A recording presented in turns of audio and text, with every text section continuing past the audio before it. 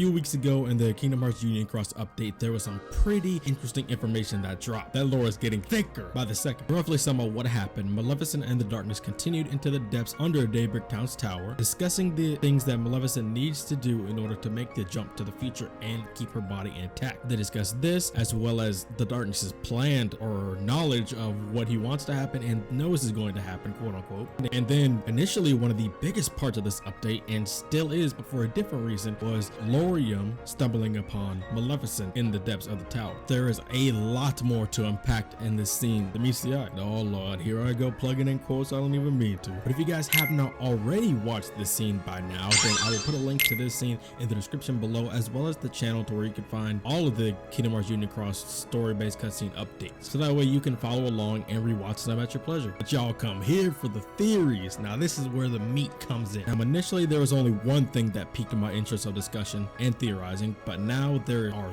three different things. The ARK that will transport Maleficent to the future, Maleficent's role in all of this as the guide as said by the Darkness, not just what's said but what will truly happen. And with the ARK having been revealed, it opens up the door to another question about the true nature of Daybreak Town, the world itself. Because as we all know, we are well familiar with Daybreak Town, but you can also admit that there's plenty of mystery surrounding that world as well as many of the other ancient worlds like Scala and Kylo and the Keyblade Graveyard and even the Land of Departure. Ancient worlds like those just radiate with mystery and much differently than the present worlds do, or should I say the present form of the worlds do.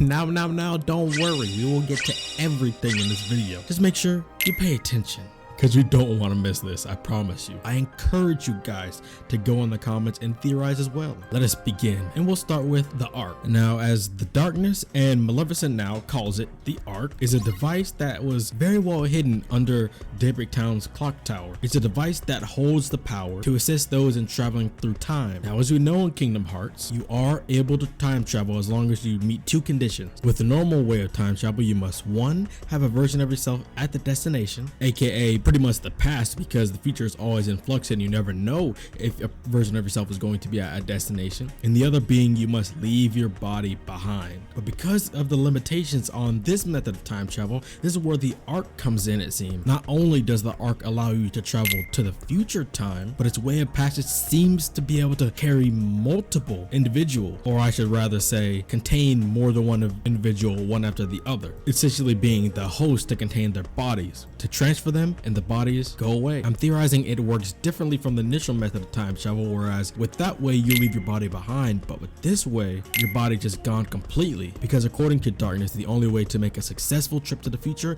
is that there must be people ready there in that time to reconstruct your flesh, and there must be those that remember you in that future time. And I assume those two are the conditions because they kind of coincide with each other. If there are people that remember you in that time, then they can help the individual that can reconstruct the flesh reconstruct it or construct it themselves. We have no confirmation of how it actually works, but that's my theory on how it actually works. But the way it worked isn't the only thing that piqued my interest about the ARK, as I'm sure many of you have caught on by now. But the ARK heavily, if not to be identical, but it resembles the machinery that surrounded the Keyhole and Hollow Bastion at the end of Kingdom Hearts 1. Even at first glance, anyone that knows the series knows that resemblance. Like, that is uncanny. It's practically identical, which is why I think it is. The bronze piping, identical. The electricity surrounding it, because it is a machine in rickety condition, I wouldn't be surprised if once the thing is activated in one of the future updates, sparks will fly, literally. And probably one of the biggest key points is the rainbow-like energy center. In Kingdom Hearts 1, it was fashioned into the shape of a heart, because this is where it contained the keyhole that opened up the door to what Ansem originally thought was Kingdom Hearts, as well as the passage to the realm of darkness. So with all those similarities, the only difference is the framing. Here, it doesn't really have a shape around the rainbow center, but in Kingdom Hearts 1, it's surrounded by a heart-shaped frame, like I said, which to me, that ain't enough to stray me away. Time passes, things change. Somebody could have easily fashioned it to look at something different, aka Ansem, a mad, crazed researcher. He may not have even known what it truly was, but because it contained the keyhole that led to the heart of that world, it makes sense. And all you geniuses out there should know where I'm going with this. Remember what I said at the beginning of the video. There is a secret to this world, but before I just flat out say it, I want to make sure I thoroughly lay out a good foundation so you guys know where I'm going, or can see where I'm coming from with this. Now, keyholes, as we knew throughout the entirety of Kingdom Hearts 1, keyholes rest at the heart of every world, whether it be a specific location, a landmark, an important object to the world, you name it. Keyholes have been sealed and opened in many different shapes and forms. And when you take the time to think about it, I don't think these keyholes or these places for keyholes can be removed from these worlds, because basically I don't think in the grand world would allow it to happen. And not just that, but I don't think the residents of the world would allow something like that to happen in the first place. And because the worlds are isolated, neither would they know about a keyhole, period. But basically what I'm trying to say is these things cannot be extracted from their designated worlds. And in this case, the ARK isn't exactly something that strikes me as movable, period, even if it didn't rest the keyhole in the future and currently. Now, if it were just normal machinery with the same color scheme as the keyhole's resting place in Kingdom Hearts 1, then this would be a completely moot theory, at least to me. But that rainbow core, that is what divides it to me. I believe this is something that has always been there. The new residents of the world may not know what it is now, because time moves on and it was abandoned. Even in the time where Maleficent and Darkness found it, hardly like nobody was guarding it. And with Laurium's engagement, only the union leaders know about this. But I can't possibly be crazy, right? Like, this isn't just coincidence, is it? To roughly state this part of the theory, what if Hollow Bastion, aka Radiant Garden, was actually the present day rebirth of Daybreak Town and Scala at Kylum? My thinking of this is Daybreak Town was the original form of the world.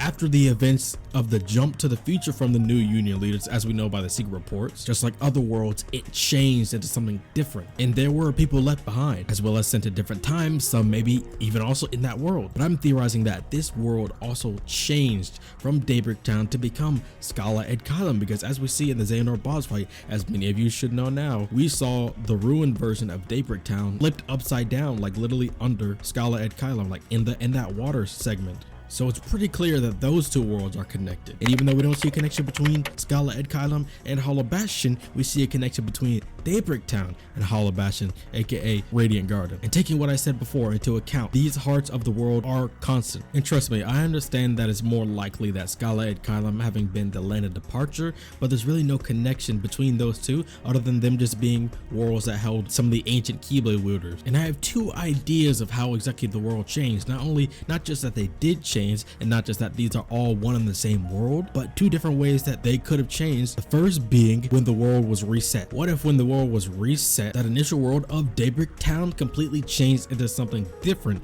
because they did jump into another timeline to where the Keyblade War didn't happen, so Daybreak Town never would have made a transformation, because when the grand world is reset, things probably change because everything gets destroyed and everything is reborn anew. Now, I think that may have occurred for the first time, and then once the union leaders make the jump into the future onto the original timeline where the Keyblade War did happen and the reset did occur, they arrived in what was known as Scala at Kylum. And if that didn't happen, then my next part also kind of explains what also pretty much could have happened. As we know in Birth by Sleep, in this final episode or the secret episode, one of the two, Aqua gained the power to transform the world of the Land of Departure when she became a Keyblade Master, completely transforming the state of the world from the Land of Departure's beauty into Castle Oblivion's complete ruin. And even though Xehanort was the one who plunged the world into a lot of darkness, the world itself didn't change much. Aqua was the one that transformed it. So we know Keyblade Masters have the ability to change the forms of these worlds, clearly.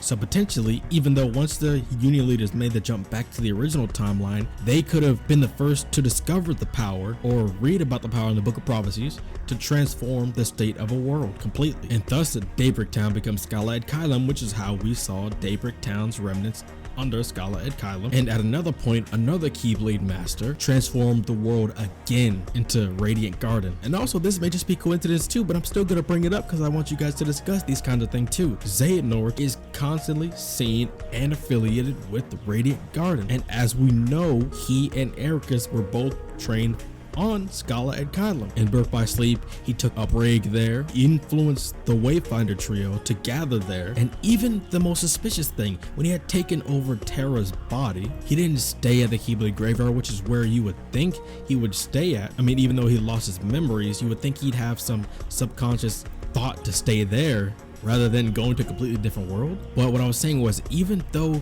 he lost his memories when he was Terra Nord. He went to Radiant Garden. For what reason?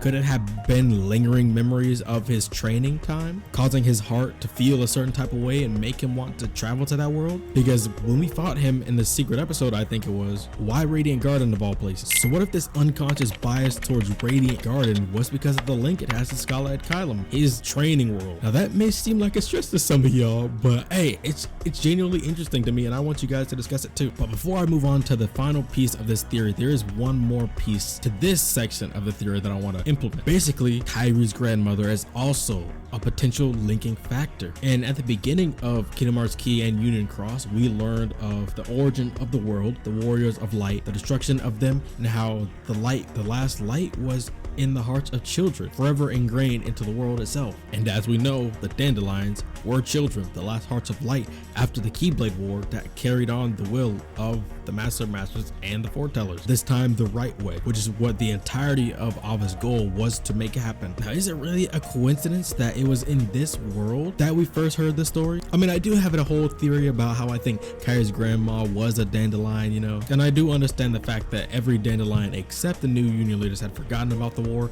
They still knew that they were the ones carrying it out, and the new Union leaders were children as well. But that's a theory for another day. Basically, the point I'm trying to make is it really coincidence that we first learned about the origin of the world, that story, from Kyrie's grandmother in Radiant Garden? If she really was a Dandelion, then of course she would still be living in this world. But basically, those are my points. Xehanort's unconscious bias to the world. We first heard the story about the origin of the world from Kyrie's grandmother, who is a resident of Radiant Garden. The arc that is connecting Daybreak Town and Radiant Garden itself, the framework of the world, and how Scholar Kylum is tied to Daybreak Town as well, connecting all three of them. And to make a quick counter argument, if this weren't the case, then how would the arc have moved? Would Maleficent do it? I really don't think so, because we can clearly tell that the arc and that device in Kingdom Hearts 1 that was in Hollow Bastion are very one and the same. Plus, when Darkness was mentioning how the things needed for them to jump to the future weren't gathered yet, but he never said that that world itself didn't exist in the future, because of course they have to have a point there, as well as somebody who knows them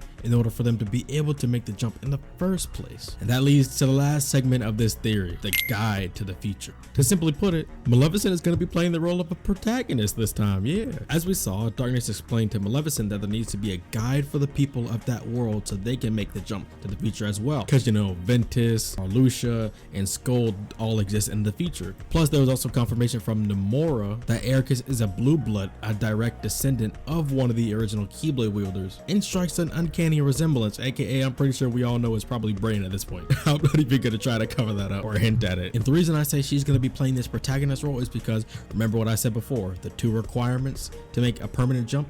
According to Darkness, you need 1, somebody there to recreate your flesh, and 2, people that remember you so that you can be recreated. You don't even need a current version of yourself existing in the future as long as someone is there that knows you. Maleficent needs to do 2 things. 1, at least see and or interact with at least all of the new Union leaders and some Dandelions, not even all of them necessarily, in order to be able to remember them so that when she jumps to the future, they can be recreated. And I think this is supported by Laurium's appearance at the end. Laurium appears before Maleficent to try to stop her from doing whatever she's doing. He doesn't know a thing. He drew that Keyblade, no questions asked. The second being, I think she's going to make it to the future and then learn the technique of recreating the flesh of a time traveler from whoever it is that is going to perform the act on her. Because whoever's going to perform the act on her, they don't know who the Union leaders are. They don't know any of the Dandelions. So of course, once Maleficent gets there, since she knows them, she's going to have to be the one to learn how to do it. I mean, she's already a witch. Another magic in her deck isn't gonna hurt her at all. As we know from the reports Kingdom Hearts 3, Luxu saw it all happen. Luxu saw them make the jump to the future. But I do think something does go wrong. I think because Maleficent probably doesn't care about getting them there safely, she just does it just to do it, which is why they end up in different times. They end up there without their memories, completely scattered with no care whatsoever. Although the plan was to guide them to the future, Darkness is a one to have added in a successful between that guide part. He never said successfully guide them to the future or guide them there unharmed. He pretty much just said, hey, take them there, no questions. But yeah, that's gonna do it for this theory. The 3 important fax, the ancient ARK that transports individuals to the future without the need of them to leave a body behind. The truth behind Daybreak Town, not only did it become Scarlet Kylum, but it also became Radiant Garden. And the protagonist Maleficent, the guide to the future. Hey, she doesn't just have to get them there safe, she just has to get them there. But I'm curious, what do you guys think? This was a pretty packed theory, if I do say so myself. I hope you guys did enjoy. If you have any thoughts, comments, ideas, extensions to my theories, or do you want to just completely debunk it, fact check me, or just think I'm wrong and want to explain why, then please, I encourage discussion in the comments below, not just with me, but with others. But I very much appreciate you guys checking out this video. If you did enjoy and stay through the entire thing, please hit the like button and leave me in the comments. I'm loyal till tomorrow and I'm proud. If you stayed throughout the whole thing, leave that into the comments. And of course, as usual, please subscribe to the channel so I can keep continuing to bring you guys some pretty great content, not just because I enjoy making it, but because I want you guys to enjoy it too. And as usual, I want to thank every single one of my supporters on the channel, everyone who clicks the likes on the video, everybody who watches the entirety of the videos, and every single person that subscribed to the channel. Cannot thank you guys enough, but I want to thank you all so much for watching, and I better see y'all in the next video. You know what, I'm gonna see y'all there. Be there all the time, don't be late, and if you don't, then I'm gonna have to